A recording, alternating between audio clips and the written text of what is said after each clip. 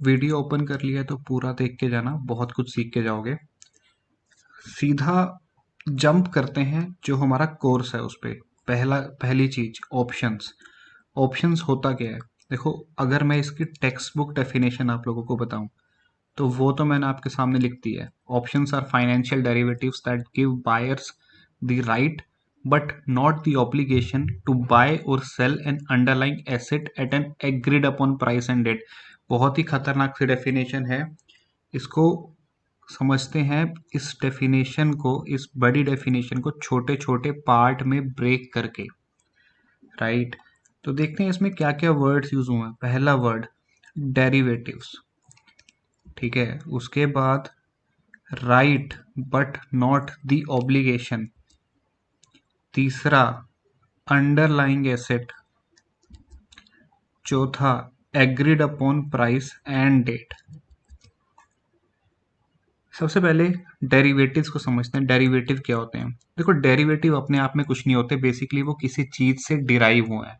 मतलब एक स्टॉक है, जैसे मान लो रिलायंस का स्टॉक। उस स्टॉक से अगर मैं कुछ डिराइव कर रहा हूँ, राइट, उसका मैं कॉल ऑप्शन या पुट ऑप्शन डिराइव कर रहा हूँ, तो उसको डेरिवेटिव बोलते हैं। बेसिकली वो जो डेरिवेटिव है, जो कॉल या पुट है, वो रिलायंस का प्राइस पे डिपेंड करेगा। अगर प्राइस ऊपर जा रहा है या नीचे जा रहा है तो ही वो डेरिवेटिव मूव होगा, अपने आप में उसकी कोई पहचान नहीं है।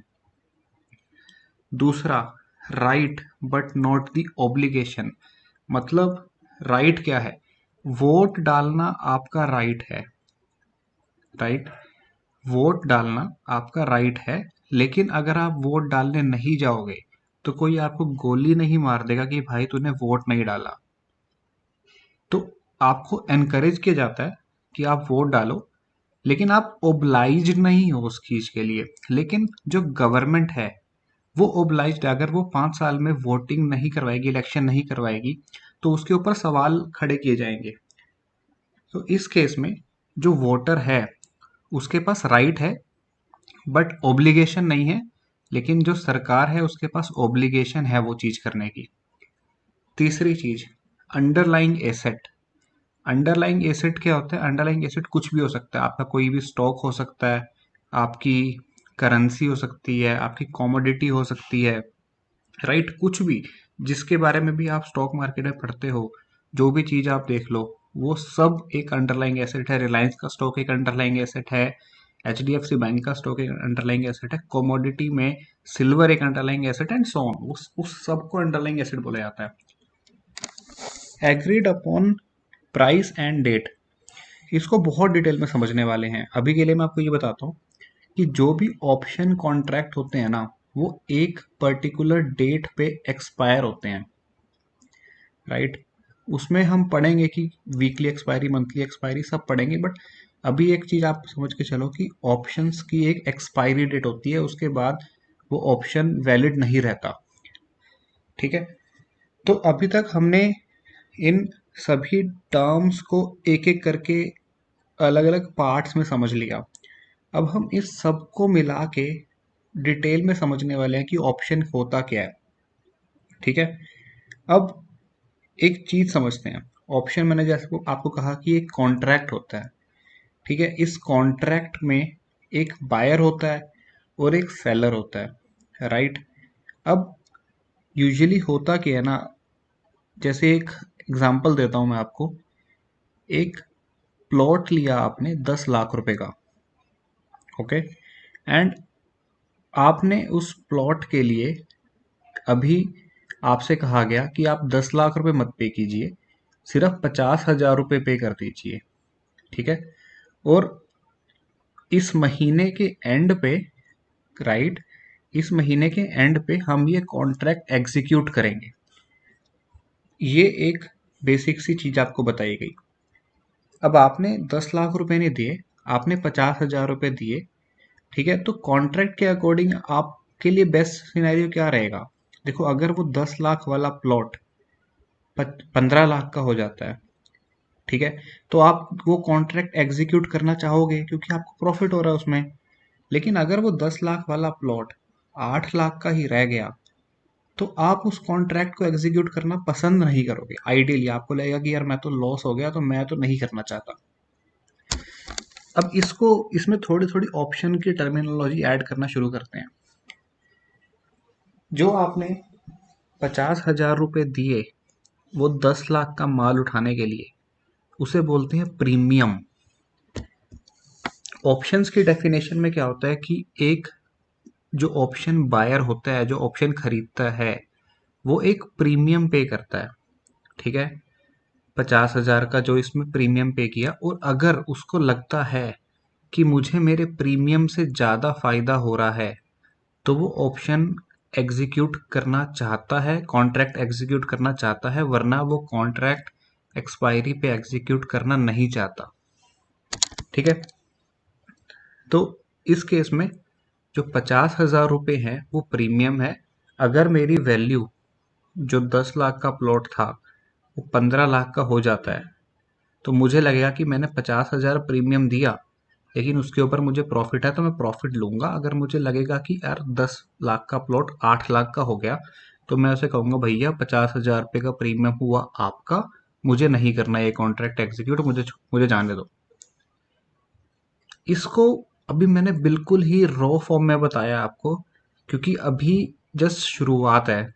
एक से एक एडवांस कॉन्सेप्ट कवर करने वाले हैं, एक एक चीज आपको मैं डिटेल में समझाने वाला हूँ।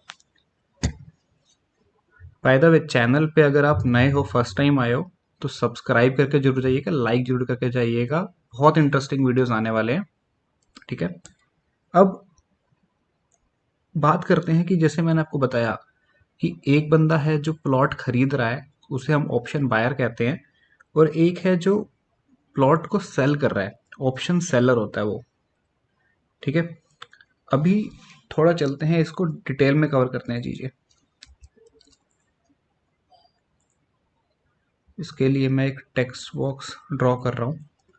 ठीक है, जो ऑप्शन बायर है, जैसे हमने पढ़ा, उसको राइट है बट नॉट द ऑब्लिगेशन।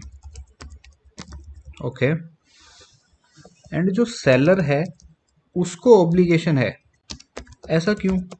ऐसा क्यों हुआ कि सेलर को ऑब्लिगेशन क्यों है? देखो, अब मैंने बात करी कि बायर जो है 10 लाख का प्लॉट अगर 8 का हो गया, तो वो कहेगा 50,000 पकड़ो और मुझे जाने दो। अगर बायर और सेलर दोनों ही ऐसे कहेंगे कि जब दोनों को लॉस होने लगे कि दोनों ही पीछे हट जाएं, तो कॉन्ट्रैक्ट कभी एग्जीक्यूट ही नहीं होगा। तो इसीलिए जो एनएससी है उसने डिजाइन ही इस तरीके से किया है कि जो बायर है उसको मैक्सिमम लॉस, जितना वो प्रीमियम पे कर रहा है उतना हो सकता है। यानी 10 लाख के प्लॉट में 50,000 जो प्रीमियम था, 50,000 प्रीमियम का ही लॉस उसे हो सकता है। लेकिन सेलर को अगर वो प्लॉट 10 का 15 लाख हो गया, तो सेलर के सीधे सीधे 5 लाख का लॉस आ गया। तो इससे हमें क्या बात समझ में आई कि ऑप्शन बायर का एक हमेशा ही लिमिटेड लॉस होगा, और ऑप्शन सेलर का लॉस अनलिमिटेड हो सकता है। ये एज पर थ्योरी है। इसमें हम बहुत चीज़ें डिस्कस करने वाले हैं कि कैसे लॉस को हम एक लिमिट तक ला सकें, कैसे सेलर ही हमेशा पैसा कमाए, तो वो सब चीज़ें डिस्कस करने वाले हैं। लेकिन अभी के लिए ऑप्शन बायर एक लिमिटेड लॉस करेगा और ऑप्शन सेलर एक अनलिमिटेड लॉस भी कर सकता है। राइट? ओके, बात करते हैं कि ऑप्शन बायर और ऑप्शन सेलर के डिफरेंस के बारे में। उसके लिए एक ये मैं डिफरेंस की लाइन लगाता हूँ, राइट, एंड यहाँ पे हम बात करेंगे ऑप्शन बायर की, एंड सिमिलरली इस बॉक्स में हम बात करेंगे ऑप्शन सेलर की। राइट, मैंने आपको बताया कि जो ऑप्शन बायर है पेज प्रीमियम देता है ऑप्शन बायर। ऑप्शन सेलर क्या करता है? वो जो प्रीमियम ऑप्शन बायर ने दिया वो कलेक्ट करता है, कलेक्ट्स प्रीमियम। ओके, दूसरी चीज मैंने आपको बताई, ऑप्शन बायर का हमेशा ही एक लिमिटेड लॉस होगा, ऑप्शन सेलर का एक अनलिमिटेड लॉस भी हो सकता है। पॉसिबिलिटी तो है सर उस चीज़ की। ठीक है। और और क्या डिफरेंस बताया मैंने आपको? और डिफरेंस हम अभी धीरे धीरे डिस्कस भी करेंगे, राइट। एंड इस जो हमने टेबल बनाई है इसमें जैसे जैसे हम बातें करेंगे ऐड करते चलेंगे पॉइंट्स, राइट। और डिस्कस करते हैं चीज़ें अभी। हाँ, ठीक है। तो अभी ऑप्शन बायर और ऑप्शन सेलर को और डिटेल में समझते हैं। मैंने कहा कि अनलिमिटेड लॉस हो सकता है इसको। अब अगर अनलिमिटेड लॉस हो सकता है तो भाई हर बंदा कहेगा कि भाई मैं क्यों अनलिमिटेड लॉस लूं, मैं तो नहीं लूंगा। ऑप्शन बायर और ऑप्शन सेलर को एक बहुत ही प्रैक्टिकल तरीके से समझने की कोशिश करते हैं। एक इंश्योरेंस कंपनी का एग्जांपल लेते हैं। मेडिकल हेल्थ इंश्योरेंस कंपनी है, राइट। उसका बिजनेस मॉडल कैसे ऑपरेट होता है? इंश्योरेंस कंपनी काफी सारे लोगों से क्या करती है, प्रीमियम कलेक्ट करती है, राइट। वो कहते हैं कि एक फैमिली है, उससे उन्होंने लेट्स से 30,000 का प्रीमियम लिया, फैमिली 2 से भी 30,000 का प्रीमियम लिया, फैमिली 3 से भी 30,000 का प्रीमियम लिया, और ऐसे करते करते बहुत सारी फैमिलीज से वो प्रीमियम कलेक्ट करती है। उनका बिजनेस मॉडल इसी बेसिस पे होता है कि मैक्सिमम फैमिलीज को किसी भी तरह की मेडिकल इमरजेंसी या मेडिकल हेल्प की ज़रूरत नहीं होगी, राइट। एंड जो प्रीमियम वो ले रही हैं वो उनके पास ही रह जाएगा। होता क्या है, आपने इंश्योरेंस पॉलिसी ली 1 साल की, 1 साल के अंदर अंदर अगर आप इंश्योरेंस पॉलिसी क्लेम नहीं करते तो वो प्रीमियम आपका गया, राइट। वही बिजनेस मॉडल है ऑप्शन सेलर्स का भी। अगर इंश्योरेंस कंपनी से सभी प्रीमियम कलेक्ट, सभी इंश्योरेंस क्लेम करते तो ये बिजनेस मॉडल होता ही नहीं, इंश्योरेंस कंपनीज होती ही ना। लेकिन हमें पता है प्रैक्टिकली कि इंश्योरेंस कंपनीज मार्केट में हैं एंड वो इसीलिए सरवाइव कर रही है ताकि क्योंकि वो पैसा बना पा रही है। सेम चीज ऑप्शन सेलर करता है। ऑप्शन सेलर को पता है कि मैं प्रीमियम ले रहा हूं लेकिन कुछ ना कुछ करके मैं ओवरऑल प्रॉफिट में ही रहूंगा, इसीलिए लोग ऑप्शन सेलिंग में आते हैं। बहुत ज्यादा डिटेल में डिस्कस करने वाले हैं एक एक चीज कैसे करना है, बने रहिएगा। और कुछ भी अगर आपको डाउट आता है तो कमेंट सेक्शन में अपनी क्वेरी डाल दीजिएगा, उसको नेक्स्ट वीडियो में या कमेंट सेक्शन में ही एड्रेस करने की कोशिश की जाएगी, राइट। आगे चलते हैं। अब ऐसा क्या हो गया कि ऑप्शंस, मतलब ऑप्शंस की रिक्वायरमेंट क्यों पड़ी मार्केट में? क्या हो गया ऐसा कि ऑप्शन चाहिए, राइट। सो इसका टाइटल बनाते हैं, why do we need options. जरूरत ही क्या है ऑप्शंस की? इक्विटी में काम चल रहा है हमारा, ऑप्शन लेना ही क्यों है? देखो बहुत ज़रूरत होती है।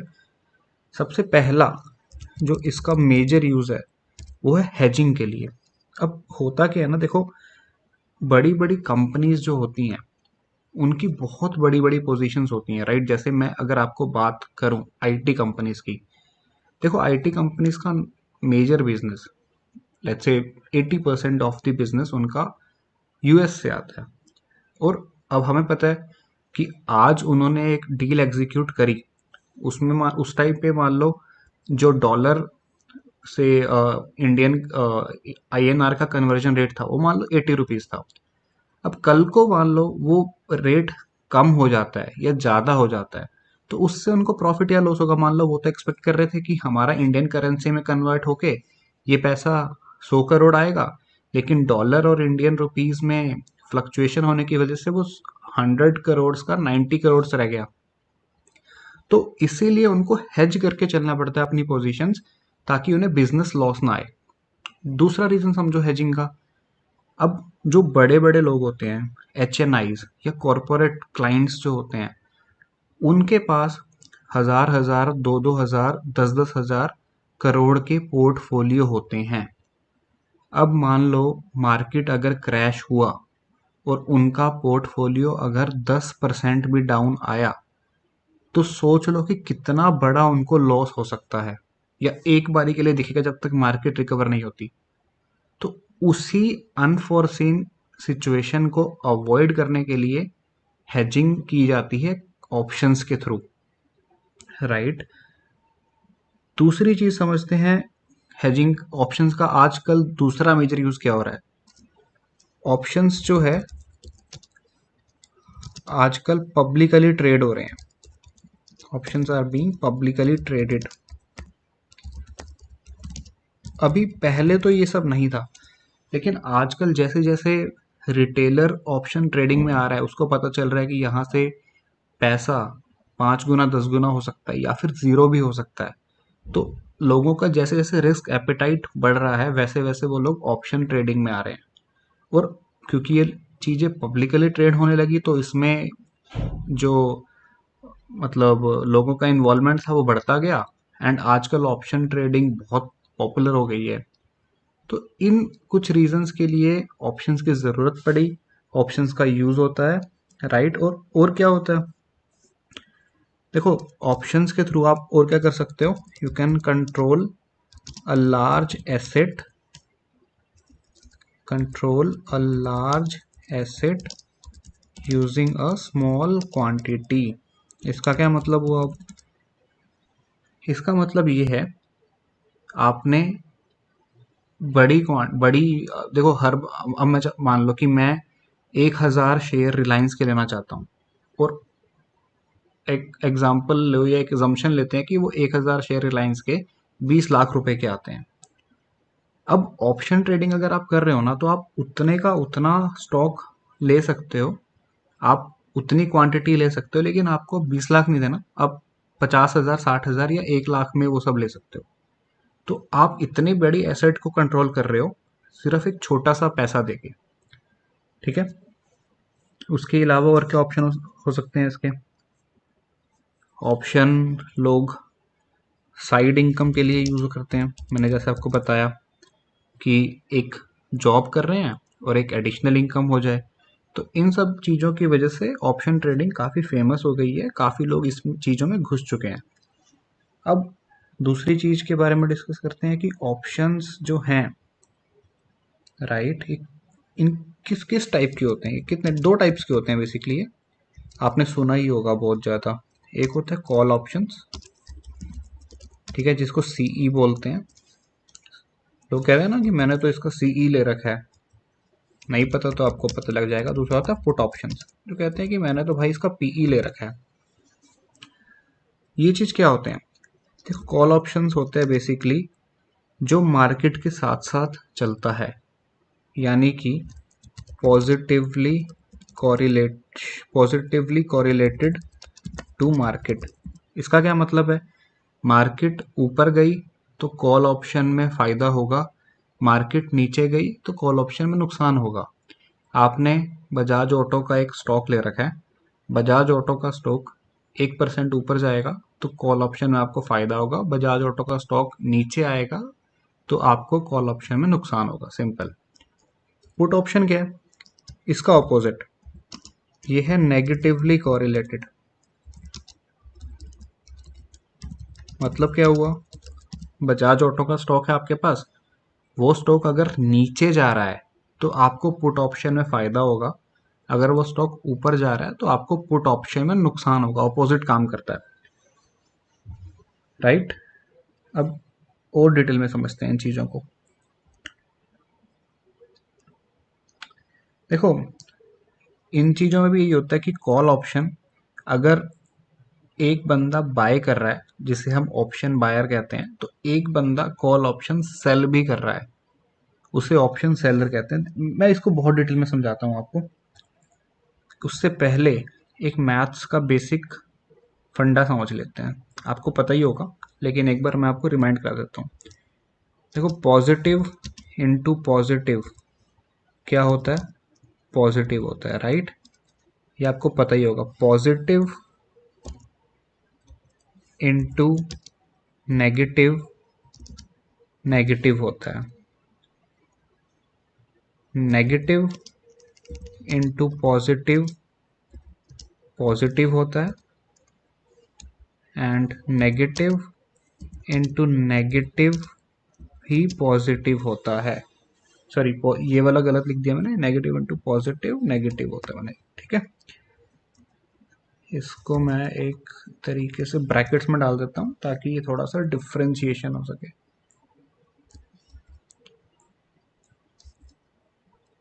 ओके, तो ये सब चीज़ें आपको पता ही हैं,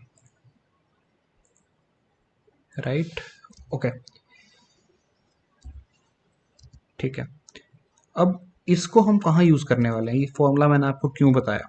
देखो, इसका यूज़ करने का मतलब ये है, अब देखते जाना मैं ऊपर कैसे लिख रहा हूँ। पॉजिटिव को मैं लिख रहा हूँ बाय, ठीक है, और दूसरे पॉजिटिव को मैं लिख रहा हूँ कॉल। पॉजिटिव यानी हम बाय कर रहे हैं, दूसरा मैं लिख रहा हूँ कॉल। अगर आप बाय कॉल कर रहे हो तो आप हो पॉजिटिव यानी आप हो बुलिश।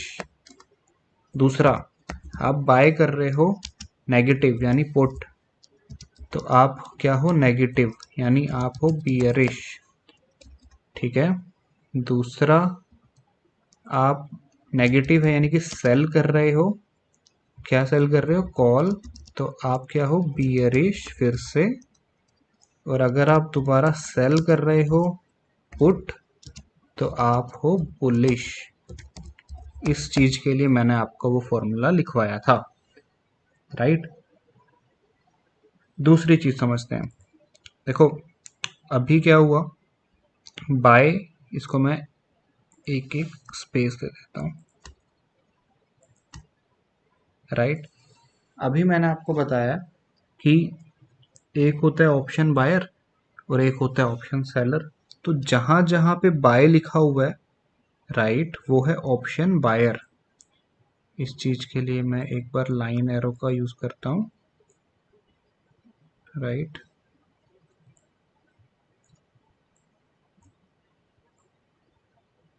तो जो ये दोनों हुए, ये हो गया आपका ऑप्शन बायर,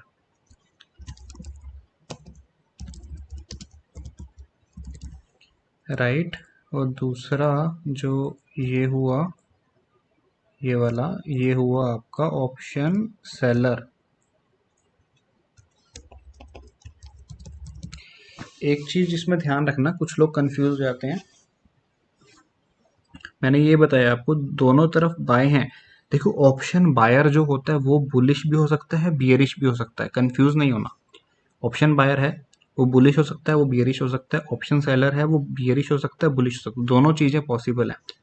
जहां पे हम बाय कर रहे हैं वो ऑप्शन बायर है, जहां पे हम सेल कर रहे हैं वो ऑप्शन सेलर है। इन चीजों को नेक्स्ट क्लास में, आई थिंक थर्ड या फोर्थ में, हम प्रैक्टिकली भी करके देखेंगे, लेकिन ये चीज आपको बिल्कुल क्लियर होनी चाहिए, राइट।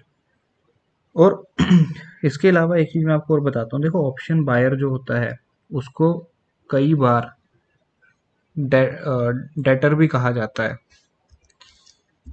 ठीक है, डेटर।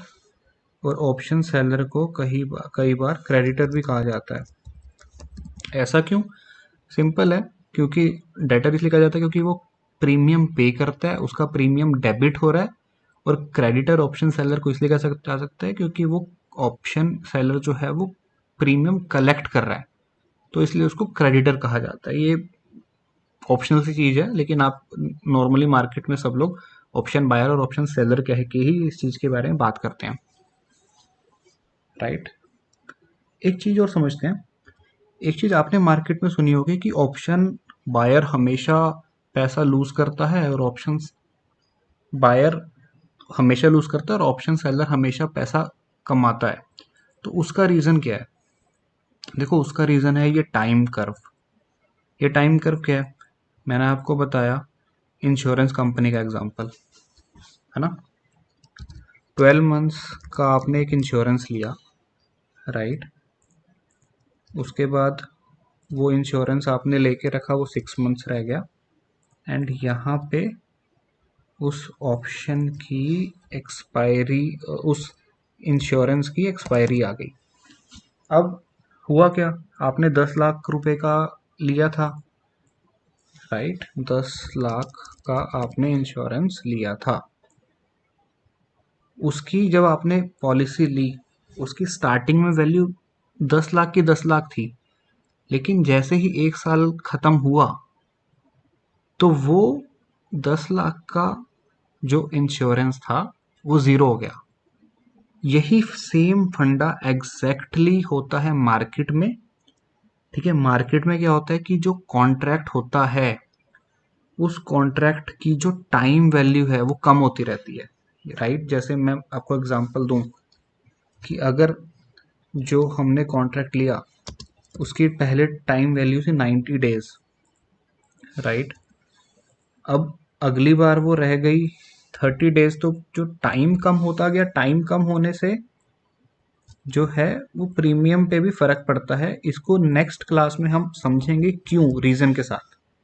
लेकिन अभी के लिए आपको इंश्योरेंस के जो मैंने एग्जांपल दिया उससे रिलेट करके चलना है कि जैसे जैसे डेज कम होते रहते हैं वैसे वैसे प्रीमियम की वैल्यू भी कम होती रहती है। और ऑप्शन सेलर जो होता है वो इसी चीज का फायदा उठाता है। वो चाहता है कि भैया आप कभी, इंश्योरेंस कंपनी चाहती है कि आप कभी इंश्योरेंस क्लेम ही ना करो और सारा पैसा जो सारा प्रीमियम है वो खा जाए। और मैंने जैसा आपको बताया कि मैक्सिमम टाइम लोग अपना इंश्योरेंस एक्सरसाइज, इंश्योरेंस पॉलिसी जो है वो एक्सरसाइज नहीं करते, उनका प्रीमियम इंश्योरेंस कंपनी ले लेती है। तो इसी सेम लॉजिक की वजह से ऑप्शन सेलर मैक्सिमम टाइम पैसा कमाते हैं, राइट। इसमें एक चीज और डिस्कस करने वाले हैं कि ऑप्शन सेलिंग के लिए आपको क्या करना चाहिए, एक सेटअप कैसे बनता है इसका, ऑप्शंस का, ऑप्शन सेटअप। इस पे आने से पहले दोस्तों, अगर अभी तक आपने सब्सक्राइब नहीं किया तो प्लीज़ सब्सक्राइब कर लीजिएगा, वीडियो को लाइक जरूर करके जाइएगा जिससे हमारा भी मोटिवेशन बना रहे, ठीक है। ऑप्शन सेटअप की बात करते हैं। देखो ऑप्शन सेटअप क्या है, सबसे पहले एक आपको डायरेक्शन का पता होना चाहिए कि एक स्टॉक ऊपर जाएगा या नीचे जाएगा। इसमें बेसिकली आपका जो मेन टेक्निकल एनालिसिस पे बेस्ड सेटअप है वो काम आएगा, राइट। जो भी आप सेटअप फॉलो करते हैं वो यूज होगा। दूसरा, जैसे मैंने बताया आपको कि कॉन्ट्रैक्ट की हमें एक्सपायरी मेन देखनी है कि ये कॉन्ट्रैक्ट कब एक्सपायर हो रहा है। एंड तीसरी चीज, हमें ऑप्शन की स्ट्रैटेजी देखनी है कि कौन सी ऑप्शन की स्ट्रैटेजी यूज की जाए। ऑप्शन की स्ट्रैटेजी हम हर स्ट्रैटेजी को डिटेल में समझने वाले हैं अपकमिंग क्लासेस में। तो ये कुछ चीजें हैं, राइट। उसके अलावा जो चौथी चीज है वो है ग्रीक्स, ऑप्शन ग्रीक्स जो होते हैं। ये चार चीजें अगर आपको समझ में आ जाती हैं तो ऑप्शंस मोर और लेस सॉर्ट हो जाते हैं। इसके अलावा हमें ज़्यादा ज़रूरत नहीं पड़ती, एक एक चीज़ को अपकमिंग क्लासेस में डिटेल में समझने वाले हैं। यहाँ पे मैं फर्स्ट क्लास एंड कर रहा हूँ क्योंकि ये बेसिक की क्लास थी, थोड़ा टाइम लगेगा जो नए लोग हैं उनको ये चीज़ समझने में। मुझे कमेंट सेक्शन में जरूर करके बताइएगा कि आपको कैसा लगा, पेस ठीक थी या मुझे थोड़ी स्पीड बढ़ानी है, कम करनी है, और एक्सप्लेन करो एग्जाम्पल के साथ। तो ये सब मुझे आप बताइएगा। Thank you very much guys.